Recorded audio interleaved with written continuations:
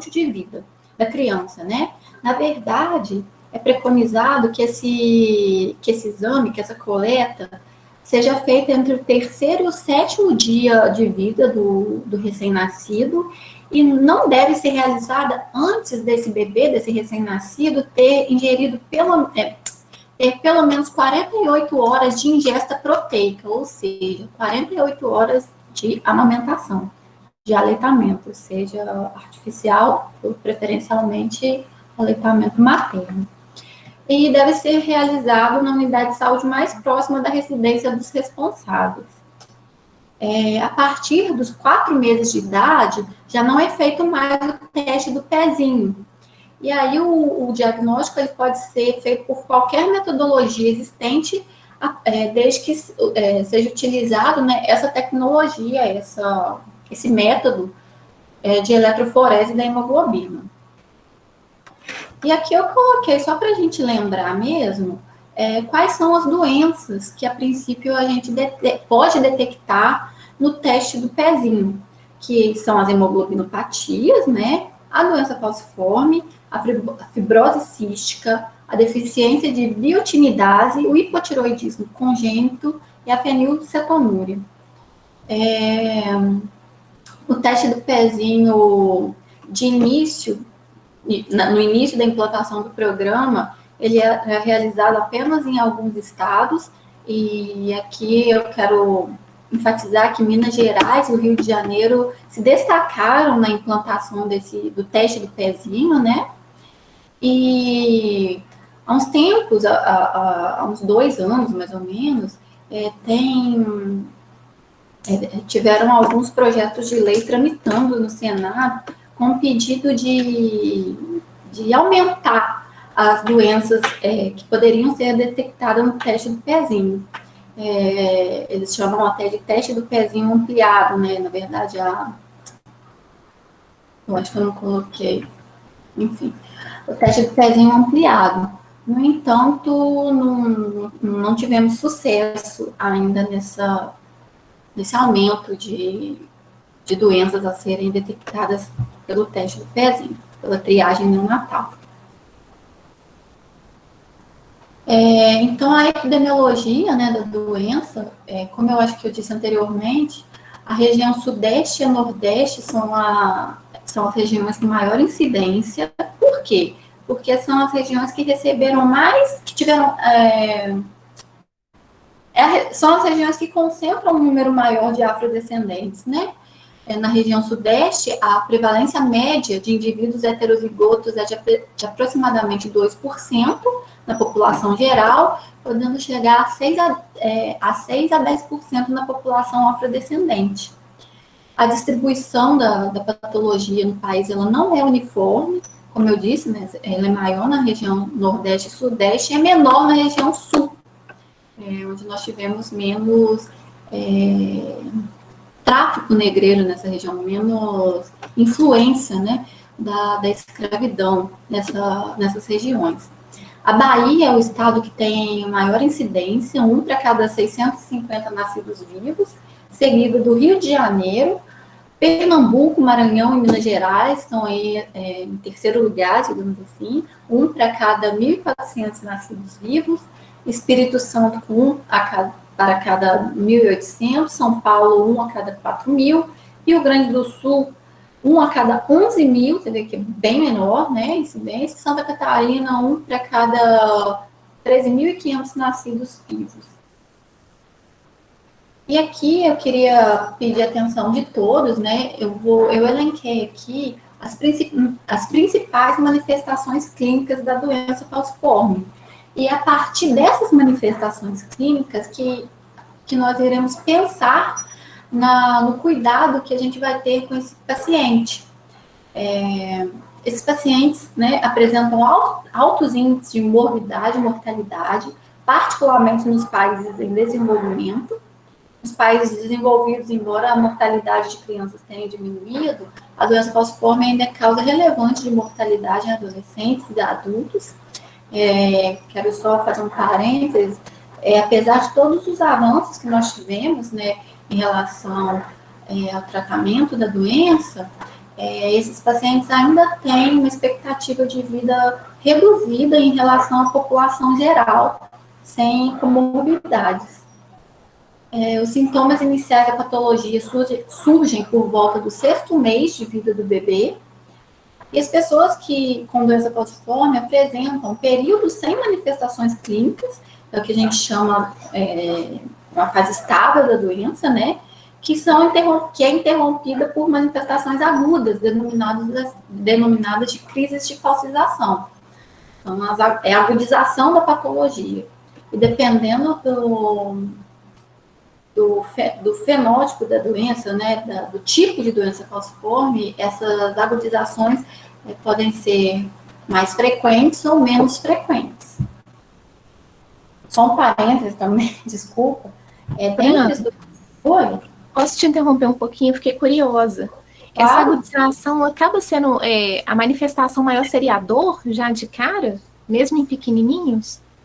Geralmente, eu vou falar na frente, a principal manifestação assim, da infância, e aqui costuma ser a primeira manifestação da doença, é o que a gente chama de dactilite.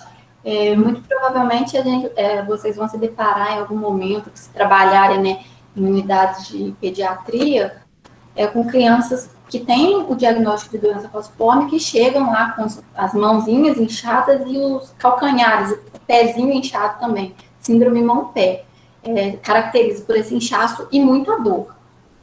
É a manifestação aguda mais frequente da patologia, sim. E só complementar uma questão que você até já passou, só porque senão vai chegar lá na frente e vou esquecer, mas realmente eu até conheci, no evento que a gente foi, um pesquisador da Bahia, que ele fez até o mestrado dele voltado para a questão do teste do pezinho. Porque agora lá ainda tem um quantitativo grande de casos, né? Ela ainda fica muito invisível, né? Assim, pouco se fala ainda, né, da doença falciforme. Não sei se condiz, mas ele falou que ainda é pouco falado, que realmente o teste do pezinho, ele tinha que ser ampliar mesmo, né, para detectar e até me ocorreu essa questão que você falou, que depois que passa o teste do pezinho também ter outras formas de diagnóstico, né, mais de rastreio mais efetivas, né?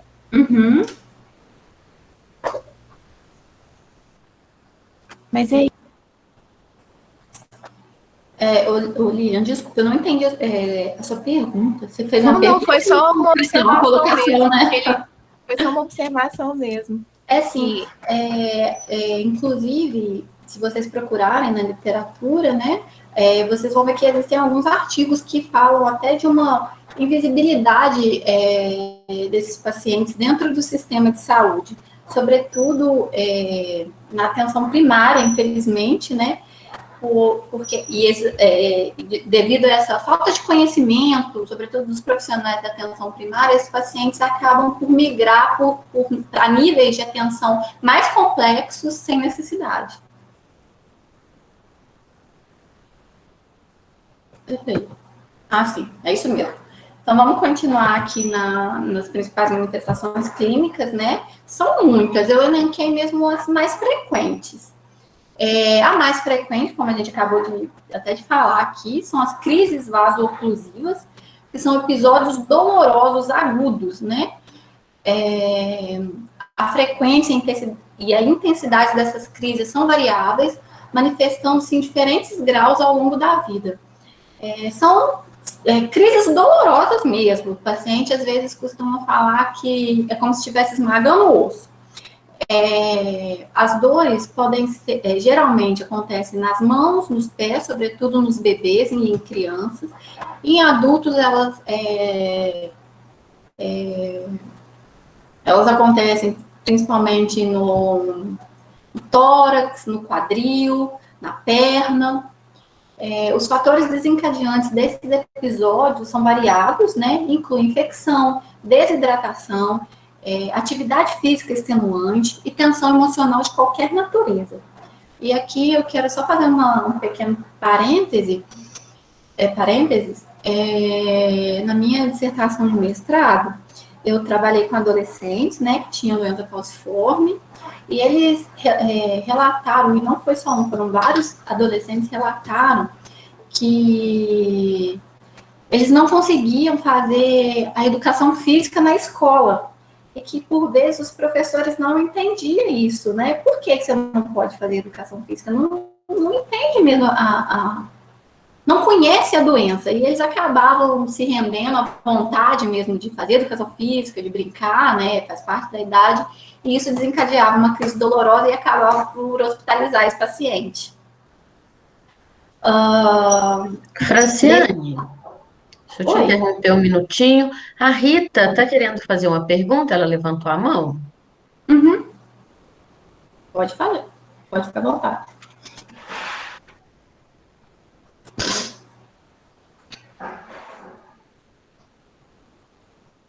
Rita, você está aí? Quer perguntar alguma coisa? Rita Mota.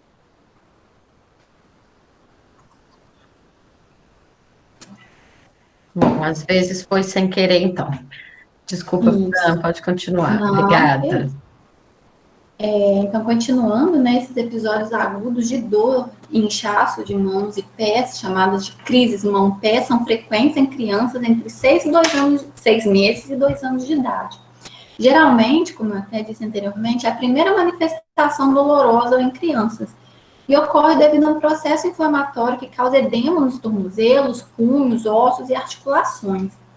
Aqui, só para tentar clarear, talvez, para vocês, como a gente sabe, na doença falciforme, as hemácias, ao invés de ter aquela forma arredondada, bicôncava, elas têm uma forma de meia-lua, de foice. E essas hemácias, elas não têm a mesma flexibilidade das hemácias normais. Elas costumam se embolar dentro dos vasos sanguíneos, né, causando trombos e reduzindo ali a circulação daqueles membros ou de algum órgão, causando essas complicações, essas inflamações. A gente vai ver mais para frente complicações no sistema nervoso central, enfim, tudo em virtude dessa forma anormal, diferente da hemácia, essa hemácia em forma de foice. As crises álgicas, né, as crises dolorosas mais simples, elas podem ser manejadas em casa, com administração de analgésicos por via oral, ingestão de líquidos, como a gente viu anteriormente, né, a desidratação é um fator desencadeante da dor, e uso de compressas mornas. É importante a gente saber disso daí para a gente pensar no nosso cuidado, né, de enfermagem posteriormente. Essas crises vasoclusivas geralmente são autolimitadas e costumam aparecer após uma semana, embora essas dores podem ser recorrentes.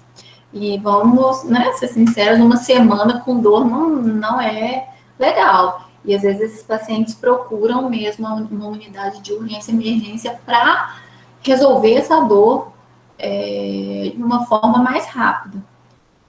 Se essas medidas domiciliares, né, elas não forem suficientes, deve ser avaliada a necessidade de um tratamento hospitalar, com administração parenteral de analgésico, e nesse caso as crises são consideradas graves.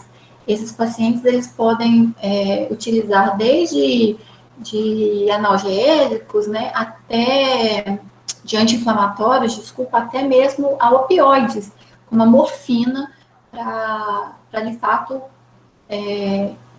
acabar com essa crise dolorosa. A ocorrência de mais de 3 episódios graves em um mesmo ano caracteriza uma doença falciforme de evolução clínica grave. E isso é bem frequente, viu? Os pacientes costumam procurar com mais de 3 vezes ao ano as unidades de saúde para tomar a medicação por via parenteral, porque esse manejo domiciliar muitas das vezes não é suficiente. Uma outra manifestação clínica muito comum da doença falciforme são as infecções.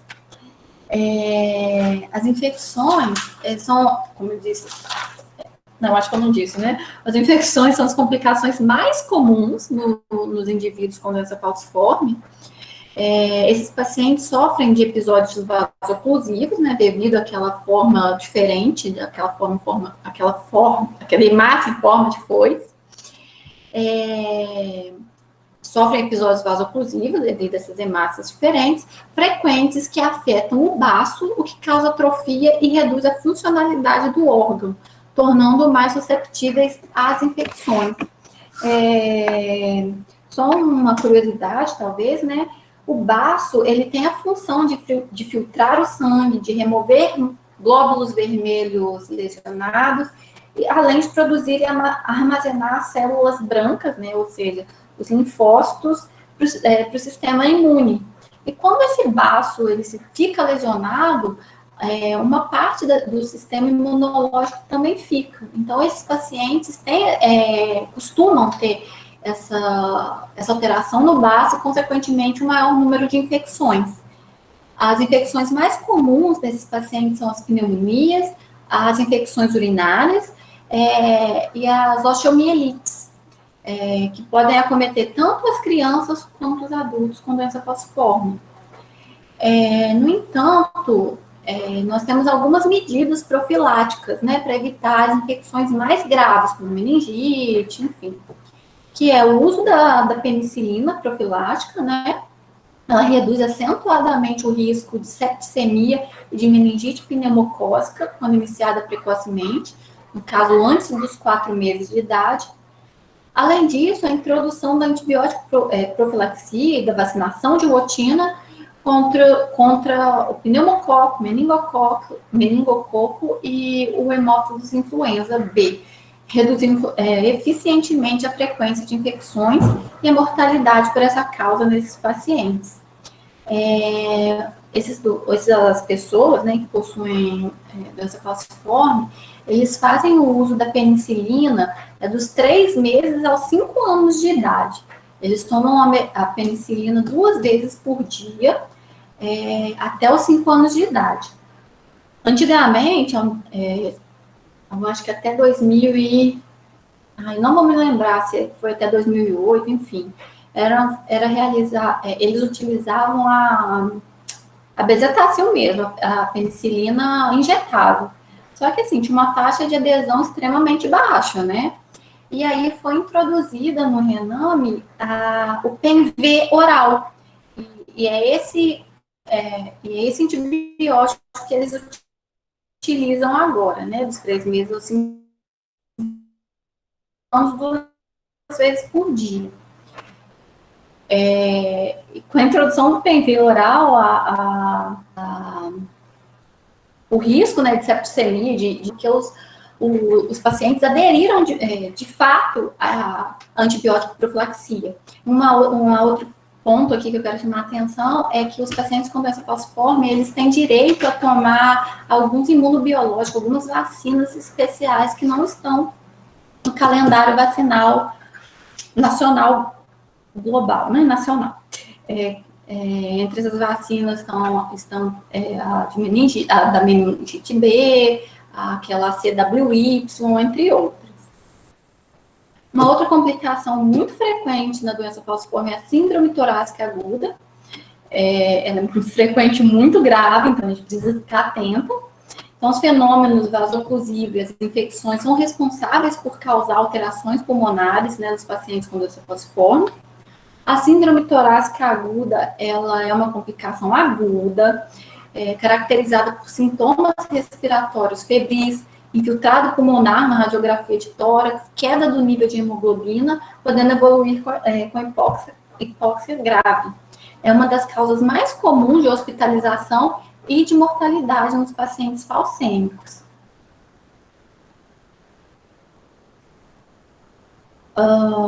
As complicações neurológicas, né, também são muito comuns e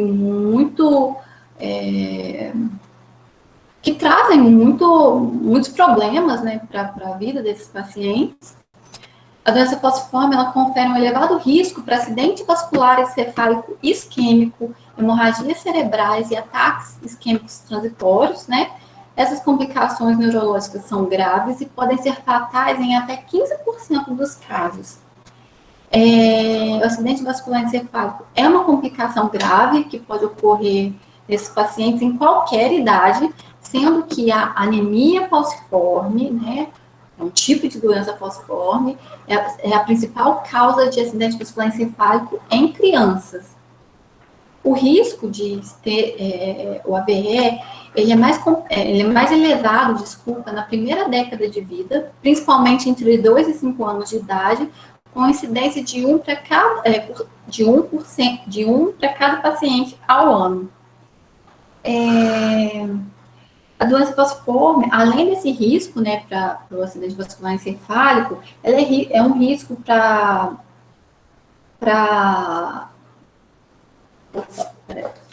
ela é um risco para outras manifestações devastadoras, né, do sistema nervoso central, como ataques isquêmicos ou infartos cerebrais silenciosos.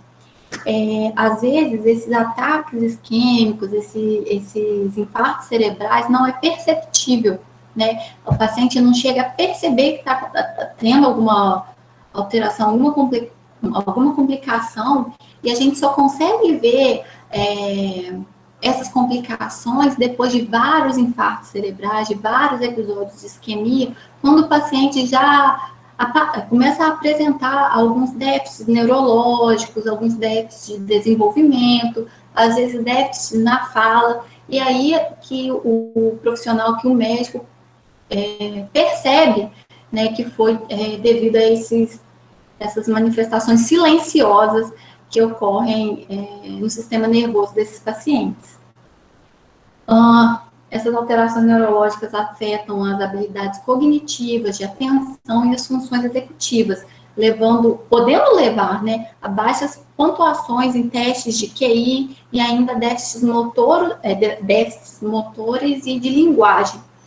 Na minha pesquisa do mestrado, eu tive bastante dificuldade de conseguir fazer entrevista com os adolescentes com doença falciforme, porque muitos deles têm sequelas mesmo de AVE, às vezes sequelas na fala, e às vezes eu não conseguia realizar essa entrevista, sabe? Eu tive um pouco de dificuldade. E apesar da gente achar que não é muito comum, a gente consegue ver bastante paciente com esses déficits, infelizmente.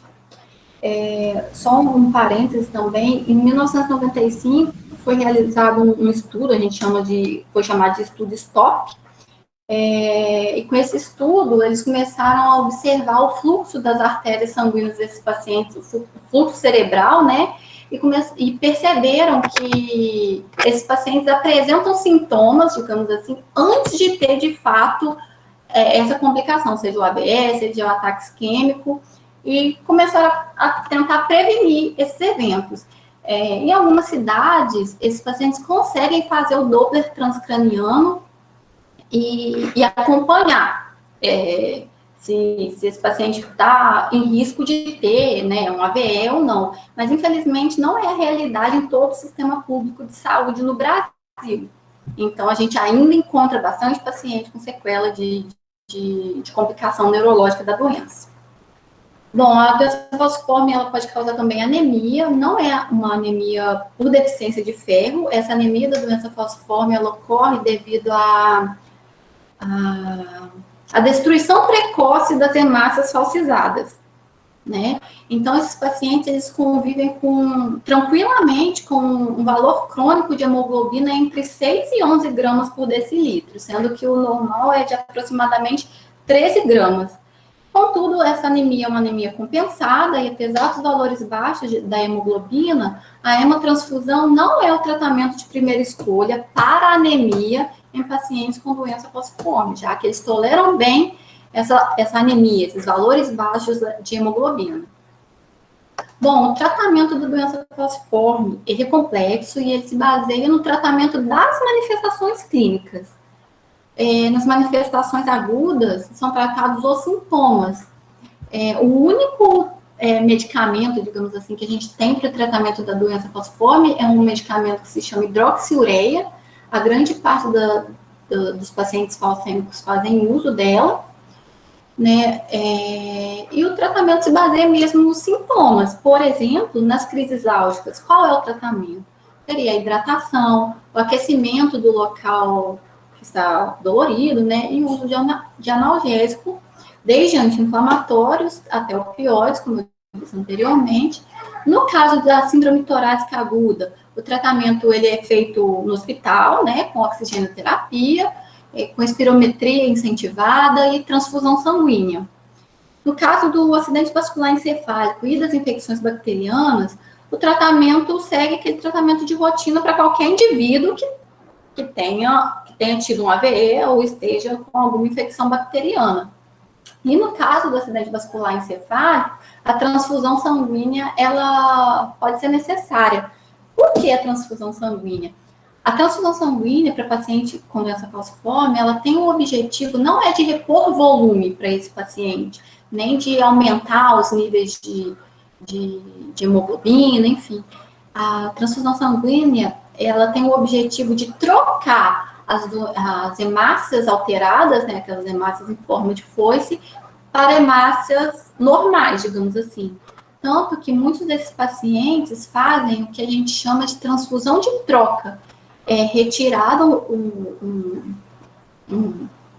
uma porcentagem, digamos assim, do volume sanguíneo dele, né, com aquelas hemácias alteradas, enfim, e infundida um outro volume de concentrado de hemácias normais nesses pacientes, para se evitar o acidente vascular encefálico, que muitas das vezes, que é causado, sobretudo, o isquêmico, né, por coágulos, digamos assim, devido a essas hemácias falcizadas se aglomerarem, né, nos vasos do sistema nervoso central. Nas manifestações crônicas da doença, também são tratados os sintomas decorrentes da hemólise, né, ou seja, da destruição da hemácia e da vasoclusão, que é devida a essas hemácias alteradas. No entanto, medidas profiláticas devem ser utilizadas, né, para reduzir a morbidade associada a cada situação.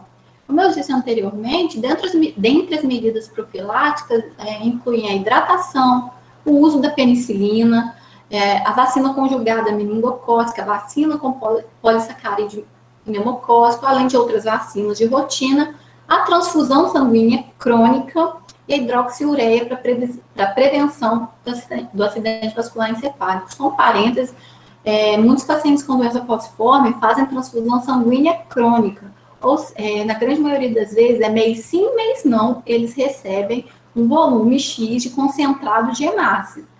Como eu disse anteriormente, essas transfusões, na grande maioria das vezes, são transfusões de troca, né, para retirar esses vasos essas hemácias alteradas e recolocar hemácias normais nesses pacientes. Geralmente são pacientes com uma evolução mais grave da doença. Como eu disse, o único medicamento aprovado para o tratamento da doença falciforme é a hidroxiureia. E a única opção curativa para a doença falciforme até o momento é o transplante de medula óssea aparentado, indicado para crianças com casos graves da doença. Esse transplante de medula óssea ele foi aprovado em 2015 para esses pacientes, né, para ele ser realizado pelo SUS. Ele não é feito com muita frequência, né? Ele é a única opção curativa da doença falciforme, mas isso tem que ser muito bem dimensionado, uma vez que a realização de um transplante de medula óssea também traz com ele diversas outras complicações, né? Então, ele não é feito de rotina e com frequência para esses pacientes, mas sim é feito em pacientes com casos graves da doença. Enfim, chegamos aqui aos cuidados de enfermagem, né? Inicialmente, eu tinha pensado em colocar os cuidados de enfermagem em cada nível de atenção à saúde, mas eu não achei que seria tão interessante. Eu abordei rapidamente aqui os principais cuidados de enfermagem para as principais manifestações. Por isso que eu me debrucei um pouquinho mais aí nas complicações da doença. Os profissionais de enfermagem, né, a partir dos nossos conhecimentos técnicos científicos, da nossa constante permanência ao lado dessas pessoas, né, que vivenciam processo de adoecimento, da nossa habilidade de observação, além da nossa capacidade de estabelecer relações humanas no cotidiano, é visto como peça central no processo de trabalho de diversas instituições. Esses pacientes com doença falciforme, eles acaba que a gente, enquanto profissional, a gente fica muito próximo do cuidador desse paciente. Geralmente são pacientes muito jovens, né, que frequentam os serviços de saúde com bastante frequência, como eu disse anteriormente, e na grande maioria das vezes com um cuidador. E esse cuidador, assim, acompanha esse paciente ao longo do seu processo de adoecimento e acaba que o profissional de enfermagem fica muito próximo dessas pessoas. O que fortalece mesmo, né, as oportunidades de estabelecer um plano de cuidado para esses pacientes. O primeiro passo, né, é conhecer as rotinas do tratamento dessa pessoa com doença falciforme, seja ela intra-hospitalar ou extra-hospitalar. Assim, nós saberemos dimensionar e planejar os recursos necessários diante dos locais existentes, né, para o tratamento e exames necessários, e quanto aos tratamentos já realizados e de novas possibilidades de tratamento. O cuidado de enfermagem para esses pacientes, obviamente, ele vai variar, dependendo do nível, do nível de saúde, do nível de atenção que esse paciente está inserido. O objetivo do trabalho em saúde deve ser o ser humano, sendo assim é fundamental que toda a equipe de saúde compreenda a subjetividade desse ser cuidado e que, apesar da ocorrência frequente de intervenções técnicas que esses pacientes têm, a gente deve estar sempre permeado por relações interpessoais. A gente vai ver que, geralmente, são os pacientes mais jovens que internam com mais frequência. Crianças, adolescentes, e são, assim, pacientes já que ficam receosos com o ambiente hospitalar, né, já conhecem muitos procedimentos técnicos, né, os procedimentos mais dolorosos, então, assim, a gente, de fato, precisa ter muita paciência quando a gente se deparar com esses pacientes dentro da rede. Como eu já disse anteriormente, né, a assistência de enfermagem, ela se inicia ao nascimento, né, e se estende à fase adulta. Ao nascimento, antes, né, e obviamente após o diagnóstico da doença falciforme, esse paciente ele deve ser assistido na atenção primária, né, nas consultas de puerpério, com pediatra, normalmente, conforme qualquer outra criança, e em determinados momentos, né, eles terão consultas na atenção secundária, no ambulatório de especialidade, geralmente são os hemocentros, e é importante a gente manter essa referência, essa contra-referência entre os profissionais, né, tanto da atenção primária, quanto da atenção secundária, que é onde eles fazem muitos procedimentos também, sobretudo as transfusões sanguíneas, o Doppler transcraniano, para ver a evolução, né, da doença no sistema nervoso central, enfim. Os cuidados de enfermagem, então, nos casos de anemia crônica. A enfermagem, ela deve orientar a família que, em razão de mecanismos compensatórios, né, da doença, as pessoas com doença falciforme estão adaptadas a conviver com níveis mais baixos de hemoglobina, né, assim como a gente, os pais desses pacientes são preocupados, abrem o exame antes de chegar na consulta, às vezes se assustam em ver esses valores de hemoglobina e comparar com o valor de referência. Então, eles devem, assim, saber disso para não causar preocupação desnecessária. No geral, o metabolismo desses pacientes consome muita energia, né, necessitando de uma dieta hiperproteica e hipercalórica. Em alguns casos, a enfermagem pode ter a oportunidade, né, de elaborar com a mãe um plano alimentar equilibrado e coerente com o nível social familiar. Como eu disse lá no início da palestra, a doença falciforme ela ainda é mais prevalente na população negra. E, infelizmente, em se tratando do Brasil, a gente sabe que a população negra tem menos acesso à saúde, às vezes menos acesso à educação, tem um nível socioeconômico menor, então a gente também tem que levar essas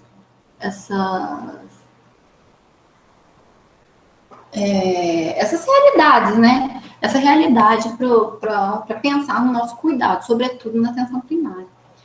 Os alimentos que contêm ferro devem fazer parte da alimentação cotidiana, não havendo necessidade de suprimir nem reforçar a ingestão de ferro para esses pacientes. Como eu disse anteriormente, essa anemia não é uma anemia ferropriva, não é em virtude de deficiência de ferro.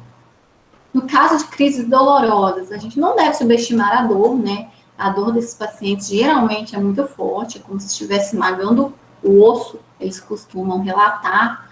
Lembrar que cada pessoa tem um limiar de dor, alguns podem ficar agitados, chorando alto, mesmo gritando. Ampliar a oferta de líquidos via oral, dependendo do caso, pode ser prescrita a hidratação parenteral.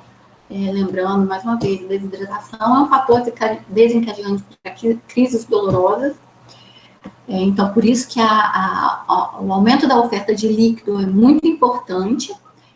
Considerar que, além da dor, haverá ainda o estresse causado pelo ambiente hospitalar, no caso dos pacientes que necessitarem de intervenção hospitalar. Manter o paciente confortável, seguro, né?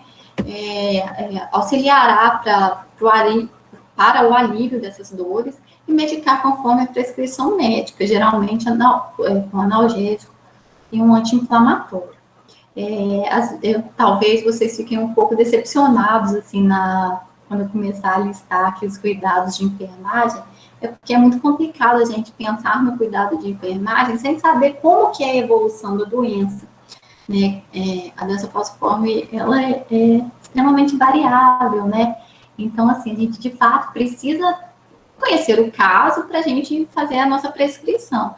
E por isso que eu me detive mais em falar, né, sobre a doença falciforme, de forma que vocês conheçam a doença, o mecanismo dela, as principais manifestações, para a gente pensar nesse cuidado quando, de fato, nós nos depararmos com um paciente falcêmico. No caso de infecções e febre, geralmente as mães sofrem, né, com a aplicação de rotina da penicilina injetável, que ocorre a cada 21 dias. Só que isso mudou, como eu disse anteriormente. Agora, esses pacientes fazem uso do PENV oral a partir do 3º mês de vida até os 5 anos de idade, 2 vezes por dia. A gente fez um estudo aqui no Hemominas de Juiz de Fora para ver a adesão desses pacientes ao PENV oral.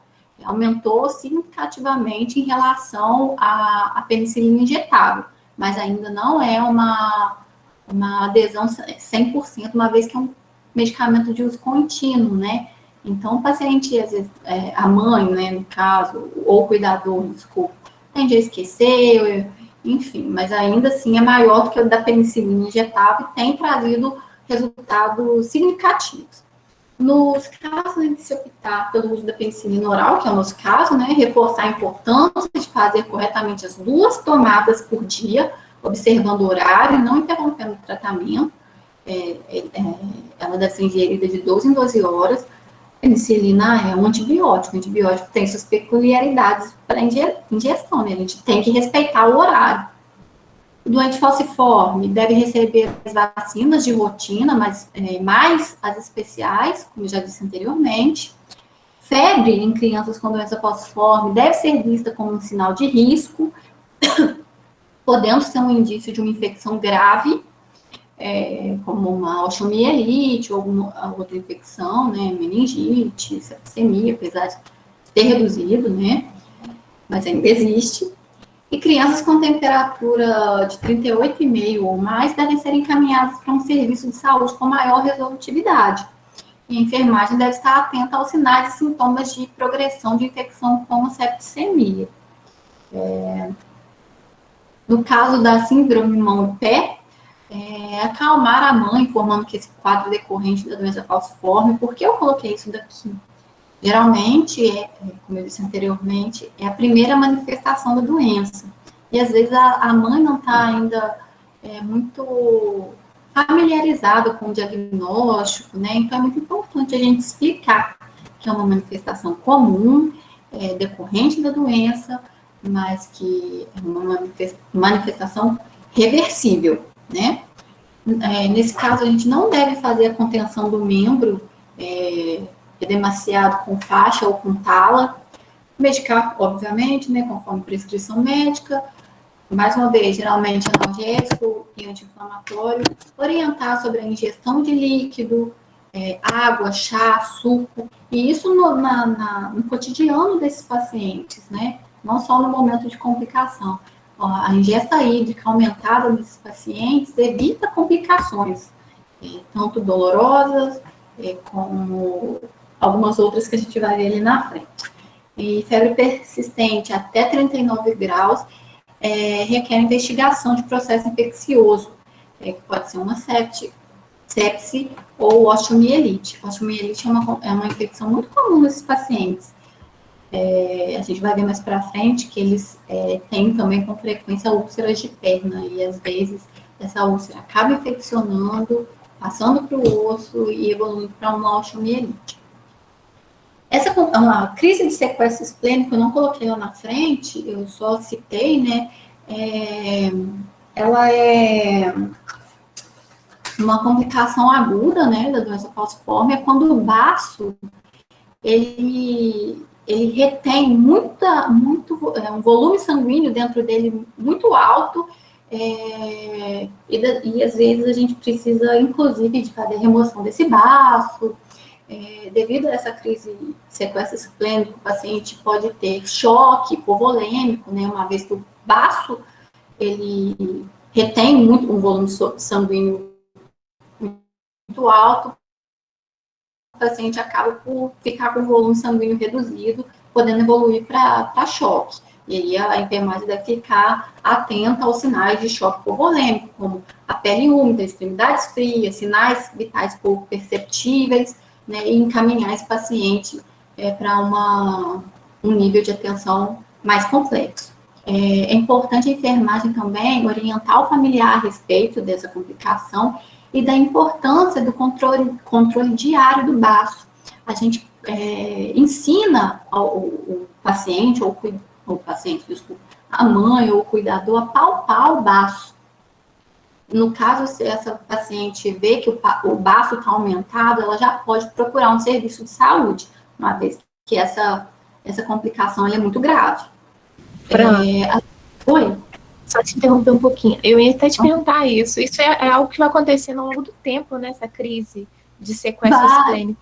Não é algo agudo, não. Isso aí, até a orientação ir acompanhando, então? Não, na verdade, ela é uma manifestação aguda. Só que às vezes a gente pode perceber que o baço está um pouquinho aumentado. E aí a gente tem como tratar antes dele aumentar e ter, de fato, essa crise de sequestro esplênico, que é Entendi. Quando o baço fica extremamente aumentado devido a um volume sanguíneo muito grande dentro dele. Ok, obrigada. Ah, que isso. Gente, eu já estou terminando.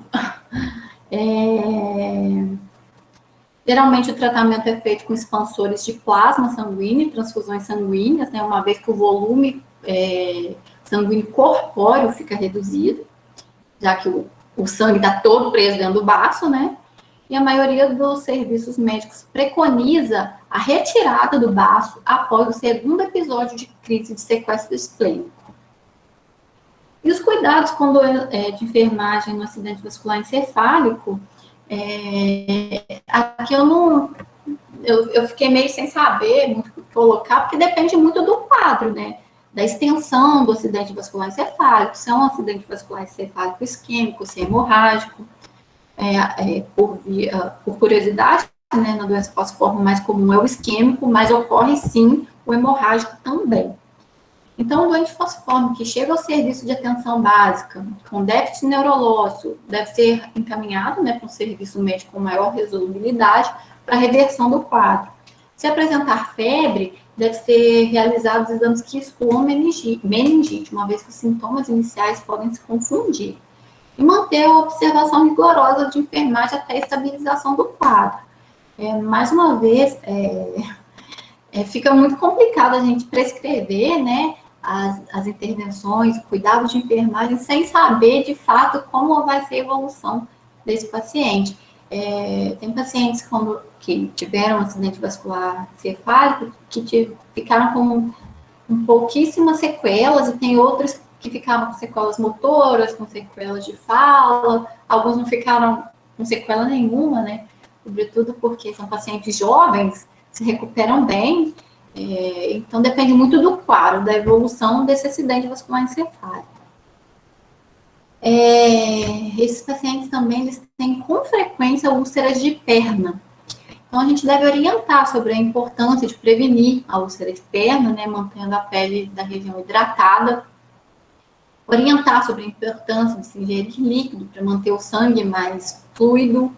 Orientar sobre a necessidade de manter a região sempre protegida com meias grossas. Evitar tênis de cano alto que possa esfolar a pele da região ali do maléolo. Qualquer traumatismo nas pernas deve ser cuidado com rigor, limpando a região diariamente com água e sabão neutro e protegendo com gaze e faixa. As úlceras, desses pacientes, elas tendem a se tornar crônicas, requerendo muita persistência, né, e limpeza diária, pelo menos 2 vezes ao dia para sua cicatrização. Realizar curativos diariamente, observando sinais de infecção e a necessidade de introduzir uma medicação mais específica contra a infecção. Eu também não entrei aqui muito no campo das coberturas, né, dos tipos de curativo, porque vai depender muito da úlcera, do tipo de lesão que tem ali. Você vai precisar, por exemplo, de um curativo de compressão elástica ou inelástica. Você vai, no caso de ter infecção, você vai precisar de alguma cobertura com prato ou com carvão ativado, enfim, depende muito da úlcera. São úlceras muito parecidas com aquelas relacionadas a diabetes. E uma outra complicação também é o priaprismo. Para quem não sabe, o priaprismo ele é uma ereção dolorosa do pênis. E também é muito comum nos pacientes do sexo masculino com doença falciforme. Então, a gente deve orientar, né, que o priaprismo é uma intercorrência possível de acontecer e orientar, de preferência, antes que aconteça, né, para a pessoa já saber se porventura acontecer é devido à doença e como proceder, né. Algumas medidas simples, como esvaziar a bexiga, evacuar, praticar exercícios físicos leves e tomar banho morno, pode interromper essa ereção e devem ser tentadas, ainda em casa. Se, porventura, essa ereção durar de 2 horas ou mais, o paciente deve procurar o serviço de urgência e emergência, né, uma vez que pode causar, ser necessária, né, inclusive a amputação do membro, se porventura essa ereção durar muito tempo. Então, reforçar a importância da ingestão diária de líquidos, mais uma vez, porque a hidratação para esses pacientes é, assim, fundamental. A bexiga cheia pode precipitar, né, o priaprismo, então esses pacientes devem, portanto, urinar regularmente. No caso de vocês atenderem um paciente com essa queixa, né, com essa manifestação, preservar a privacidade do paciente, colocando a pessoa numa sala mais reservada, e caso o quadro não se resolva com hidratação e analgésico, esse paciente deve ser encaminhado para um serviço de maior complexidade. Finalmente, né, a bibliografia de cuidados de enfermagem para a doença falciforme é escassa, por incrível que pareça. Os cuidados que eu mencionei aqui fazem parte de cuidados gerais, né, de enfermagem, que foram conciliados com a prática em atender os doentes falciformes e os familiares. Os profissionais de enfermagem exercem um papel relevante na longevidade, na qualidade de vida das pessoas com doença falciforme, né, fazendo uma interface entre o biológico, o social, o educacional e as práticas cidadãs, visando prestar atenção de enfermagem qualificada aos familiares e os pacientes. Quando esses pacientes ou familiares recorrerem ao serviço de atenção básica, de urgência, ou necessitarem de atenção em unidade de internação, a enfermagem terá a oportunidade de assistir com maior possibilidade, às vezes, de educar esses pacientes, sensibilizar e promover o acesso. Como eu disse, assim, quando eu comecei a montar a minha apresentação, eu pensei, de fato, em colocar os cuidados de enfermagem para cada alteração, talvez em cada nível de atenção, mas é uma coisa muito complicada, né? A gente não sabe o que a gente vai encontrar na nossa prática. Então, o que vai, de fato, qualificar o nosso cuidado é o nosso conhecimento acerca da doença, acerca da patologia, da evolução da doença, e saber que esses pacientes são pacientes que estão que estão inseridos com frequência, né, dentro da rede de saúde, sobretudo na atenção secundária e na atenção terciária. Infelizmente, esses pacientes, culturalmente, não procuram atenção primária. Alguns artigos mostram porque não se sentiram acolhidos, porque não tiveram suas queixas atendidas. Então, culturalmente, esses pacientes procuram com maior frequência atenção secundária e, às vezes, a terciária. Então, se porventura vocês forem trabalhar, ou se algum profissional trabalhar na atenção primária e se deparar com esse paciente, acolher esse paciente bem, né? Não deixar esse paciente invisível dentro na atenção primária, né? Saber onde esse paciente está, saber as peculiaridades, porque são pacientes de fato, os que evoluem de forma mais grave, né? Pacientes muito sofridos, sobretudo porque são pacientes muito jovens. A gente se depara com muita criança hospitalizada, adolescente, enfim. Então, aqui as referências que eu utilizei para montar aqui a minha apresentação. E é isso, eu me coloco à disposição aqui para responder qualquer dúvida. Eu acho que eu falei um pouco rápido, né? Falei demais, mas eu me coloco à disposição de vocês para qualquer dúvida, para qualquer comentário. E é isso. Muito obrigada, gente. Ô, Fran, muito obrigada a você. Nós que agradecemos, viu? E você trouxe vários pontos muito esclarecedores sobre a doença falciforme. O que me chamou muita atenção é esse perfil, né? Eu já conheci um pouco do seu trabalho, que eu assisti a sua banca recentemente não, já faz quase um ano, né? Mas a gente realmente fica muito impactado sobre essa questão de acometer, sobretudo, muitas crianças e adolescentes, né? Nesses casos mais graves. Mas, e essa parte também da questão racial, né? E que até leva também a questão socioeconômica, de acesso aos bens e direitos, que a gente ainda vê que muito embora a gente tenha um sistema universal de acesso aos recursos, né, de saúde, mesmo assim a gente ainda vê que em alguns locais a gente ainda tem muita essa discrepância, né, e muita luta ainda precisa ser feita para que essa doença seja considerada e realmente tem uma visibilidade como é necessária, né? E eu até coloco, então, agora também, caso alguém tenha alguma dúvida, quiser perguntar alguma coisa. Franciane, parabéns, viu, pela explicação. Nossa, muito, muito esclarecedor. E como não é muito frequente, talvez por essa questão de não enxergarmos, né, esse paciente, então se torna-se um assunto, né, que passa pelo nosso esquecimento, né, e aí a gente vai se lembrando. Bom, aí eu tenho uma curiosidade de você, durante a pesquisa de mestrado, né, você deve ter feito várias entrevistas e contatos, né, com familiares. E aí, como a Lília já citou, e você também, além da questão de ser um paciente, né, falciforme, a questão racial também, né, envolvida. E aí a gente já tem uma questão de um preconceito já, né, estabelecido aqui no nosso país.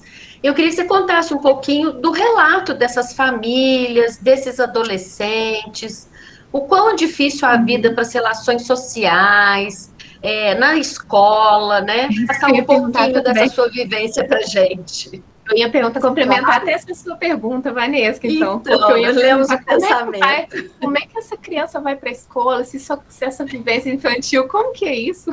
Várias Olha, hospitalizações, né? Muito exato, cuidado. exato. Foi até bom vocês tocarem nesse assunto, né?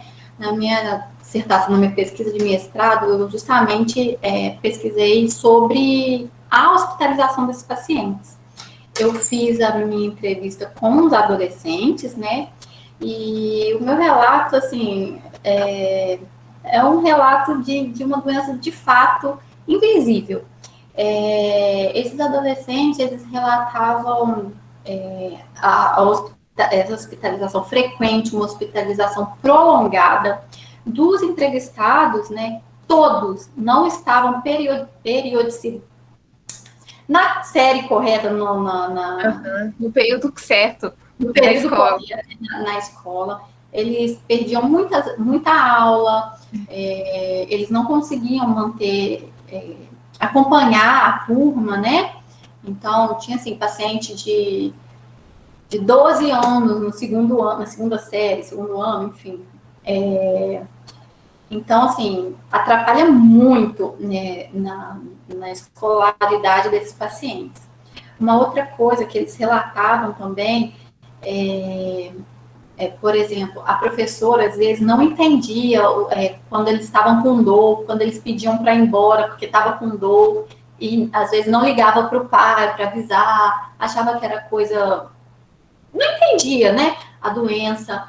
O relato da educação física me chamou muita atenção também, porque, assim, muitos adolescentes falavam, né, que não conseguia realizar a educação física, e às vezes o professor não entendia, às vezes ele tinha vontade de participar da educação física, acabava participando, e isso desencadeava um processo doloroso nele, ele tinha que procurar o sistema de saúde.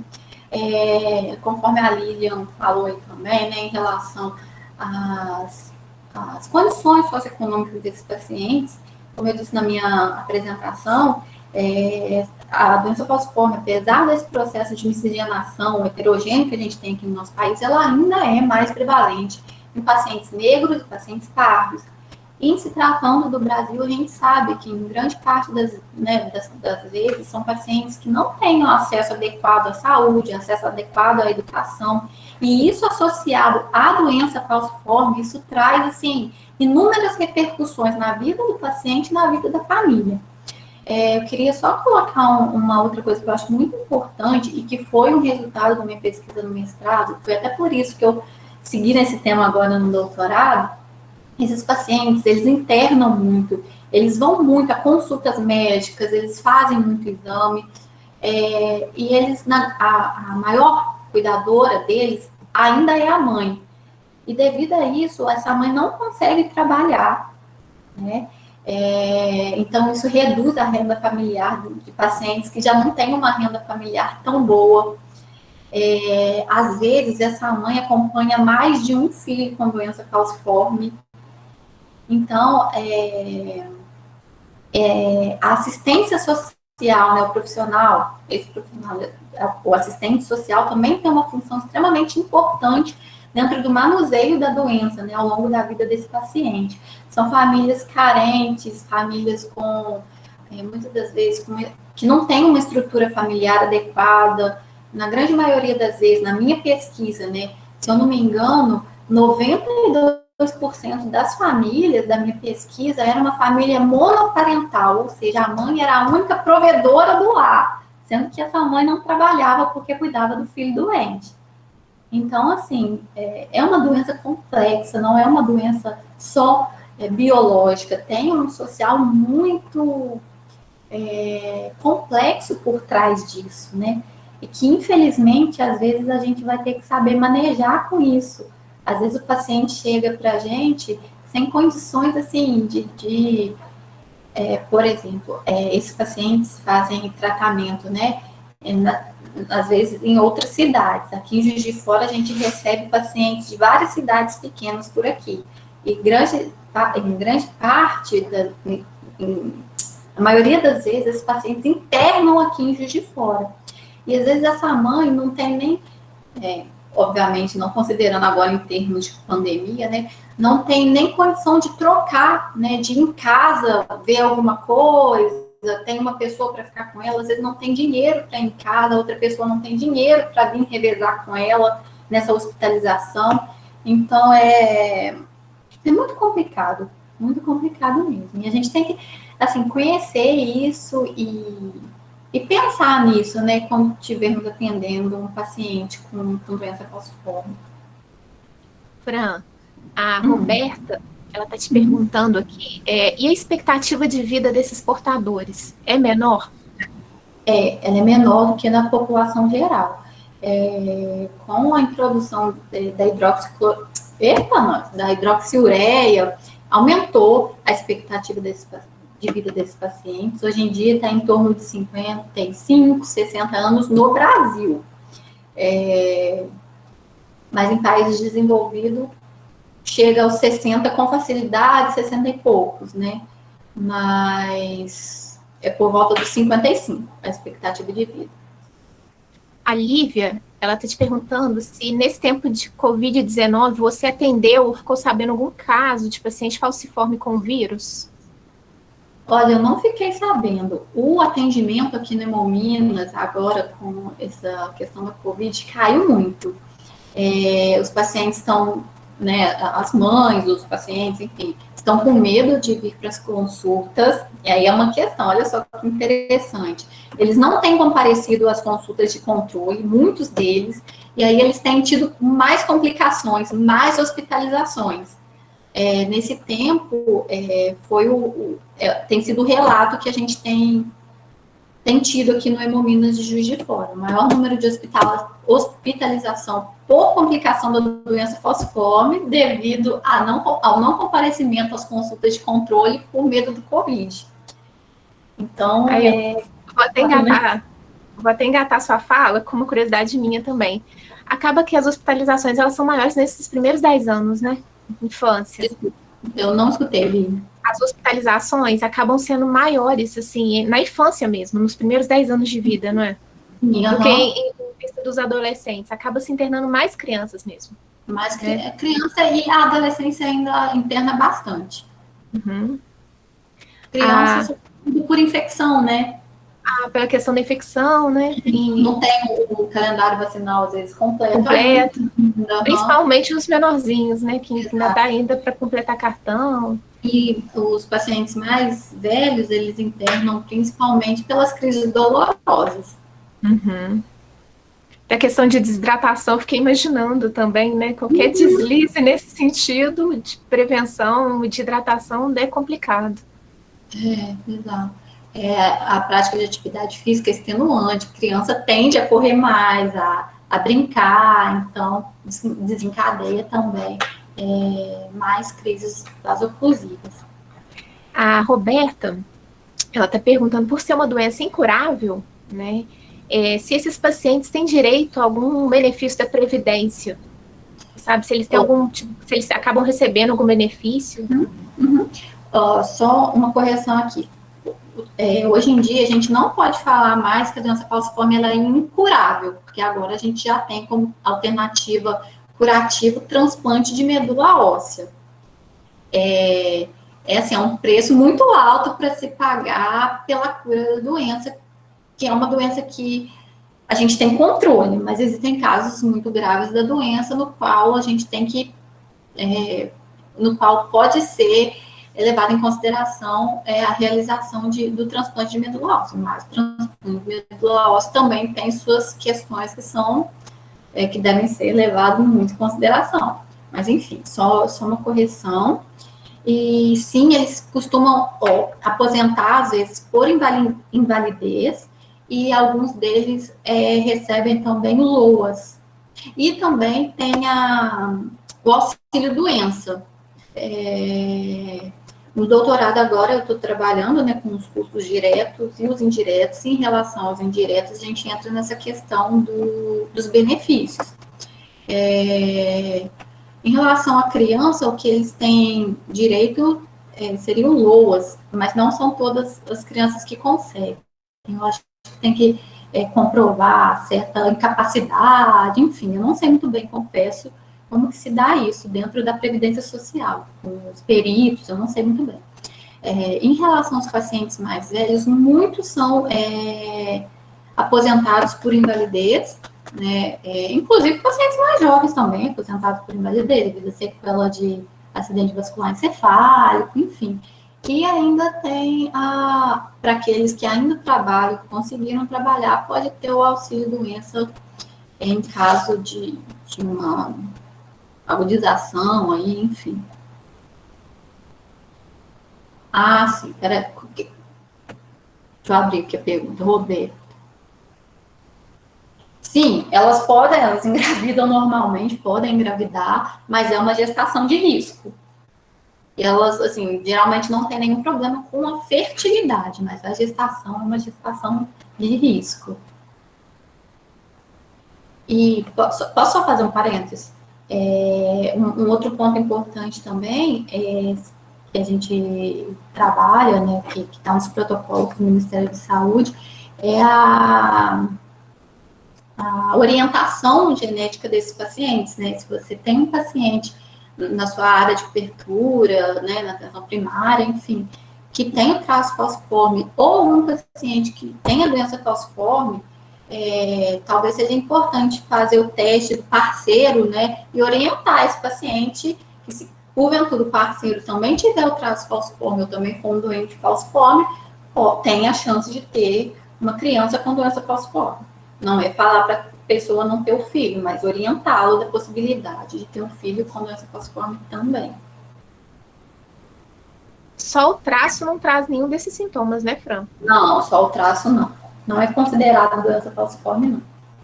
A Vanessa está perguntando se existe alguma diferença de prevalência em relação ao sexo masculino e feminino da doença falciforme. Não, não é nenhuma diferença estatisticamente significativa. Tem estudos que na amostra aparecem mais homens, estudos que naquela amostra aparecem mais mulher, então não tem não.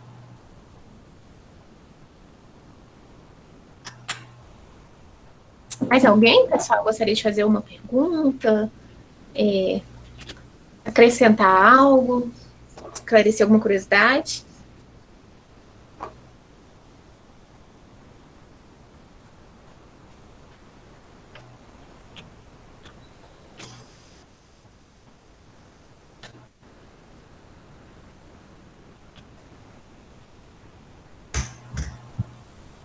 Não? Eu acho que eu também tinha as minhas dúvidas, já foram esclarecidas, Fran, porque foi justamente essa questão, né, dessas dificuldades que poderiam ter ao longo da vida, e eu fiquei curiosíssima com essa questão da gestação também. Você me esclareceu, muito legal. Então, assim, eu vou encerrar, né, agradecendo demais a sua apresentação, o seu momento conosco, a possibilidade que você nos deu de esclarecer, né, de compreender um pouco mais sobre a doença falciforme. O pessoal está colocando lá que a palestra foi muito esclarecedora, está colocando aqui no chat, te parabenizando, colocando que foi excelente, ótima, tá? Só te passando, não sei se você está conseguindo visualizar. Obrigada. Eu gostei muito desse momento de dividir, né, o conhecimento, trocar experiências, enfim.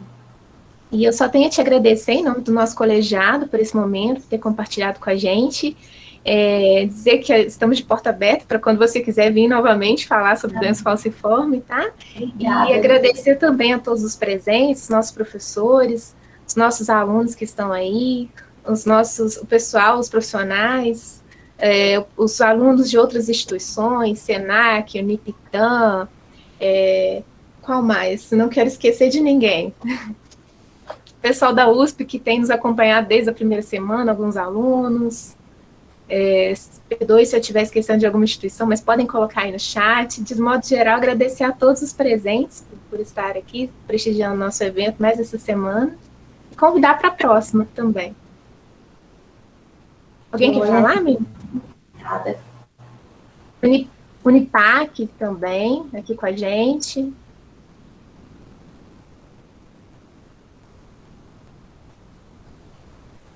Professores querem falar alguma coisa? Ô, Fran, gostaria de te agradecer, viu, sua colaboração, sua presteza de estar aqui com a gente. E te convidar, quando você tiver resultados dos cursos da Prazer. doença, de compartilhar com a gente, né? Claro. Visto que é um problema de saúde pública e nós precisamos aí conhecer todas essas demandas, né? Eu acho que faz parte da nossa formação também cidadã, porque nós elegemos nossos representantes, precisamos saber o que eles pensam das prioridades da nossa saúde pública, né? Tá aí um exemplo nosso para nossa vacinação, né? Tão lenta, tão incipiente, né? Tão desorganizada e nos faz pensar em muitas coisas importantes que é para além da nossa prática também assistencial, né? Apesar de ser muito importante ser a nossa vida, né? Eu te agradeço muito a participação. Quantas outras vezes quiser estar aqui com a gente, vai ser um prazer, viu? Eu que agradeço, gente. Muito obrigada. Eu gostei muito desse momento. Tava com saudade de falar um pouquinho sobre a doença falciforme. É bom, né? A gente gosta de falar sobre as nossas paixões, né, Fran? Né? É isso E a Lígia mesmo. ficou tranquila aí. Ai, tá vendo? Ela não Tá participou vendo? da palestra. Ela colaborou. E se ela quisesse participar também, era bem-vinda.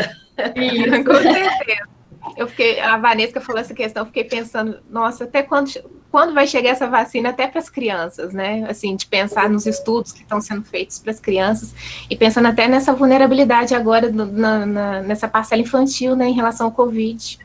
A gente fica muito preocupado, né, sabendo que tem essa. Estão sido casos bem complicados, né? E já É, está com o índice aí aumentando, né, da ocorrência, e a gente precisa pensar muito nisso. a professora Isabel levantou a mão. Aqui são. Isabel, você levantou a mão? Oi, Lilian, levantei sim, só queria fazer coro a você e a Vanessa, agradecendo a Franciane pela presença. É um tema pouco discutido nos cursos, né? Mas a gente sabe aí, né, dos desdobramentos, até em função da situação que nós estamos vivendo, a gente sabe que pode ser um fator bastante complicador, né?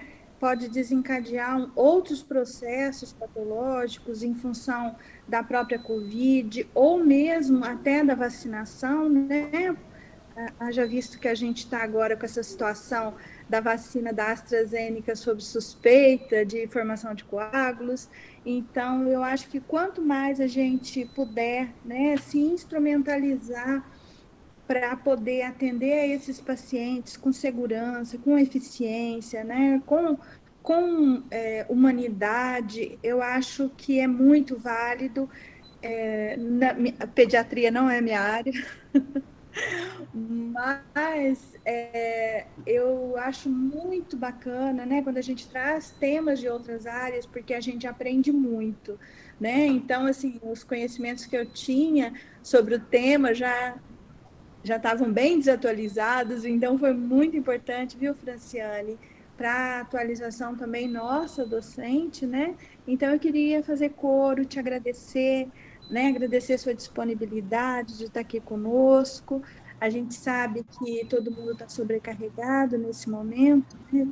Trabalho online, mas que foi muito importante, você somou muito e somou muito na formação dos alunos também que estão presentes aqui. Né? Muito obrigada. Eu que agradeço, gente. Fran, então, não tendo mais perguntas e só parabéns aqui no chat, eu encerro, né, reforçando meu agradecimento e meu carinho, tá? Por você ser essa grande amiga que aceitou meu convite, né, e trazer essas contribuições aqui pra gente. Eu que agradeço. Eu agradeço a todos. Oi, Vanessa? Pode chamar mais vezes. Ah, sim, foi a pressão. Tá joia, com certeza. Um abraço a todos e uma boa noite a todos e até a próxima semana, pessoal. Um abraço, pessoal. Muito obrigada, viu, pela participação.